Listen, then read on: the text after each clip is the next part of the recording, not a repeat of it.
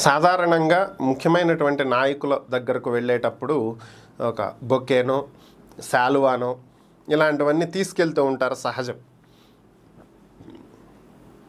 అయితే ఇటీవల కేంద్ర క్యాబినెట్లో స్థానం దక్కించుకున్నటువంటి తెలంగాణకు చెందినటువంటి బీజేపీ నేత కిషన్ రెడ్డి గారు, సో ఆయన్ని కలవటానికి వెళ్ళే వాళ్ళు కూడా ఇలాగే బొకేనో శాలువానో ఇలాంటివేవో తీసుకువెళ్ళి అభినందించి కేంద్ర క్యాబినెట్లో స్థానం దక్కినందుకు అభినందించి వస్తున్నారంట. అయితే దీనికి కిషన్ రెడ్డి గారు ఒక ప్రకటన కూడా విడుదల చేయటం జరిగింది. దీనికి సంబంధించి నన్ను కలవటానికి వచ్చే వాళ్ళు ఎవరు కూడా బొకేలు తీసుకురాకండి, శాలువాలు తీసుకురాకండి, నేను చెప్పినవి తీసుకొస్తే వచ్చి కలవండి, లేకపోతే రావద్దు అని చెప్పి ఆయన ఒక మంచి ప్రకటన చేశారు.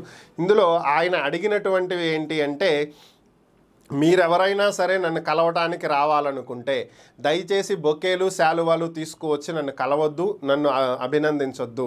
మీరెవరైనా నన్ను కలవాలి అనుకుంటే స్కూలు పిల్లలు చదువుకోవటానికి అవసరమైనటువంటి నోట్బుక్స్ కానీ, పెన్నులు కానీ, టెక్స్ట్ బుక్స్ కానీ, లేదంటే మంచి కథల పుస్తకాలు కానీ ఇలాంటివి ఏవైనా తీసుకొచ్చి నాకు ఇచ్చి నన్ను కలవండి.